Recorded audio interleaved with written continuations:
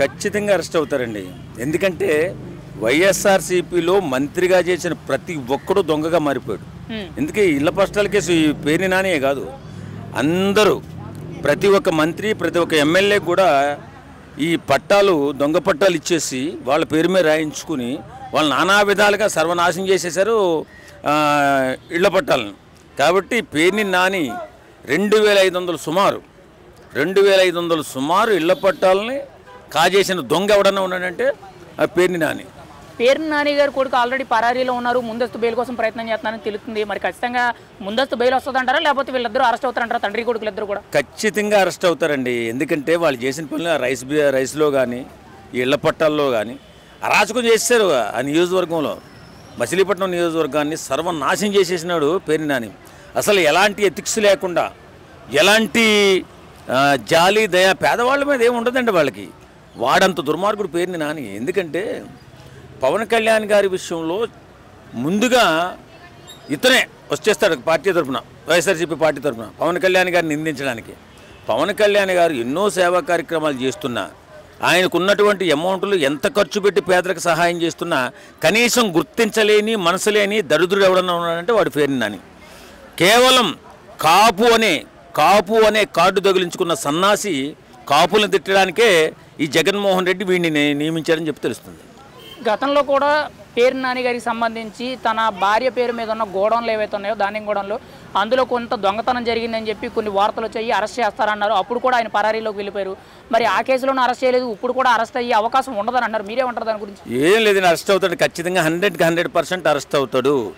ఈ రైస్ వ్యవహారంలో కానీ ఈ గొడవలన్నీ వెళ్ళి వీడు చేయనటువంటి అరాచకం లేదు. పేరుని నాని అనేవాడు చేయనటువంటి అరాచకం లేదు, భయపెట్టిన మనిషి లేడు, తిట్టని రాజకీయ నాయకులు లేడు. అంత దుర్మార్గుడు ఎవడన్నా ఉన్నాడంటే రాజకీయాల్లో ఒక నీచ సంస్కృతి కలిగినవాడు పేరుని నాని.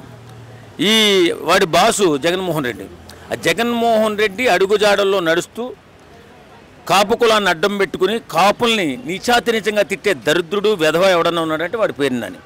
ఇప్పుడు పేరుని నాని అరెస్ట్ అయితే మచిలీపట్నం నియోజకవర్గంలోనే కానీ కృష్ణా జిల్లాలోనే వైఎస్ఆర్సీపీ పార్టీ కొంత బలహీనపడే అవకాశం ఉంది, పార్టీకి ఆయుపట్టు లేదు అన్నట్టు మాట్లాడుతున్నారు. మీరేమంటారు? అసలు పార్టీ ఉండదండి. ఎందుకంటే అంత దుర్మార్గంగా చేశారు.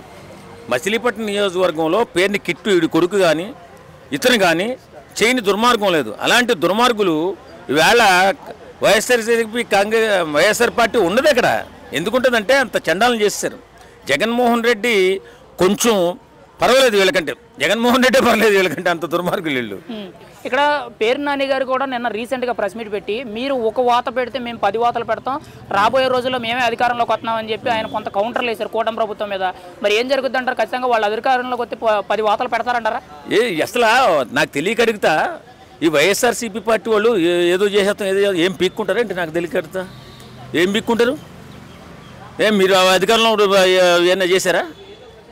ఎవడైనా అంతే. ఇప్పుడు ఎవడైతే అన్యాయం చేశాడో అటు మీరే అధికారంలో ఉన్నా కుటుంబ ప్రభుత్వం అధికారంలో ఉన్నా అన్యాయం చేసినాడు ఖచ్చితంగా జైలుకు పోతాడు. నేను పీకేస్తా, నేను తోసేస్తా, నేను లెగిస్తే మంచోడు కదని చాలామంది ఏదో డైలాగులు చెప్తారు. అలాంటి డైలాగులకి ఎవడో భయపడేవాడు ఎవడో ఉండడు. ఖచ్చితంగా ఎవడైతే దుర్మార్గంగా ప్రవర్తించాడో, ఎవడైతే అన్యాయం చేస్తున్నాడో, ఎవడైతే జనాలను భయభ్రాంతులు గురి చేసి ఇష్టానురాజ్యం పరిపాలన చేస్తాడో వాడు ఎప్పటికైనా శిక్ష అనుభవించడం తప్పదు. వీడు బెదిరించేదండి. ఇలాంటి వాళ్ళు చాలామంది చూసింది కూటమి ప్రభుత్వం. ఖచ్చితంగా ఇతను దుర్మార్గుడు కాబట్టి దుర్మార్గంగా మాట్లాడతారు. ఒక మాటలో పేరుని నాని అరెస్ట్ గురించి మీరు ఏం చెప్తారు? ఖచ్చితంగా 100% ఇలాంటి దుర్మార్గుడు అరెస్ట్ అవ్వాలా, ఖచ్చితంగా జైలు జీవితం గడపాలా. ఇలాంటి వాడికి రాజకీయ జీవితం ఉండకూడదండి. ఎందుకంటే సమాజంలో చెడుని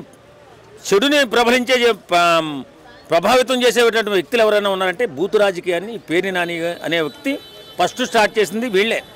కాబట్టి ఇలాంటి రాజకీయాలలో మంచి మానవత్వం, భాష ముఖ్యంగా భాష బాగుండాలి.